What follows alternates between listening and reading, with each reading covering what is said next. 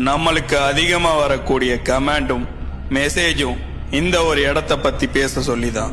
சாத்தானின் சமையலறை, devil's kitchen, கொடைக்கானல்ல தான் இருக்கு இந்த ஒரு இடம். இந்த ஒரு இடத்த குணா குகைன்னு சொன்னாதான் இங்க நிறைய பேருக்கு தெரியும். சரியா 75 வருஷத்துக்கு முன்னாடி இங்க ஒரு சம்பவம் நடக்குது. எல்லார்கிட்டையும் இந்த குணா குகையோட பயத்தை கொண்டு போய் சேர்க்குது. சரியா 1955 வருஷம் மே 12ஆம் தேதி மதுரையை சேர்ந்த மிகப்பெரிய வியாபாரியும் பணக்காரருமான செண்பக நாடார் கொடைக்கானலை சுத்தி பார்க்கறதுக்காக வராரு. அப்படி குணா கேவை சுத்தி பார்க்கும்போது தவறி உள்ளேயும் விழுந்துடுறாரு. அப்ப அதோட பேரு குணா கேவ் கிடையாது, சாத்தான்களின் சமையலறை.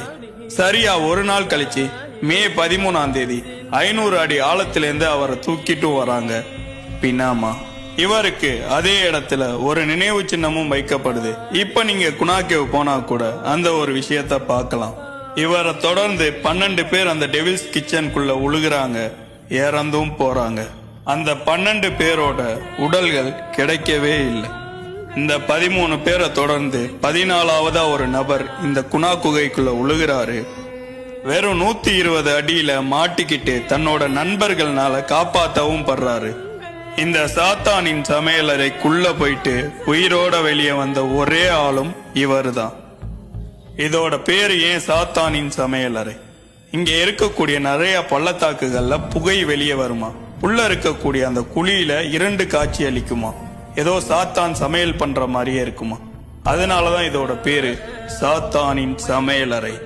கொடைக்கானல்ல சூசைட் பண்ணிக்க கூடிய அந்த பாடி எவ்வளவு ஹைட்ல இருந்து கீழே விழுந்தாலும் தூக்குறதுக்கான ஆட்கள் இருக்காங்க. ஆனா அந்த நபர்கள் எவ்வளவு பணம் கொடுத்தாலும் இந்த குணா குகைக்குள்ள இறங்க மாட்டாங்க. ஏன்னா இதோட அளவுங்கிறது கிட்டத்தட்ட தோராயமா 900 அடி இருக்குமா. ஒரு அளவுக்கு மீறி தேடி போகும்போது தேடி போறவங்களே காணாம போறதுக்கான வாய்ப்பு மட்டும் கிடையாது, பயமும் ரொம்ப அதிகம். இதுக்கு பின்னாடி இருக்கக்கூடிய அந்த மிஸ்ட்ரி என்ன, இதோட உண்மையான அளவு எவ்வளோன்னு சொல்லி இதுவரைக்கும் யாருக்குமே துல்லியமா தெரியாது. அதே மாதிரி இந்த குகைக்குள்ள ரொம்ப அரிதான புதிய வகை வவ்வால்கள் அதிகமா இருக்கும். இந்த ஒரு குகைக்குள்ள தண்ணி அதிகமா வடியும். அப்படி வடியக்கூடிய அந்த தண்ணியோட குளிர்தன்மைங்கிறது ரொம்பவே அதிகமா இருக்கும். ஒரு மனுஷனை சீக்கிரம் உறையவும் வச்சிரும். அப்படி உண்மையிலே இந்த சாத்தானின் சமையலறைக்குள்ள என்னதான் இருக்கு? கமெண்ட் பண்ணுங்க, மறக்காம நம்மள ஃபாலோ பண்ணிக்கங்க.